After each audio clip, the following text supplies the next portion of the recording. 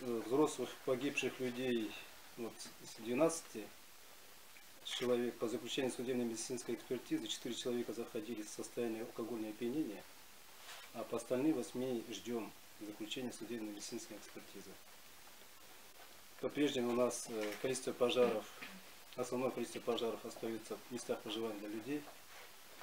Из 118 пожаров 93 пожаров произошло в жилом секторе.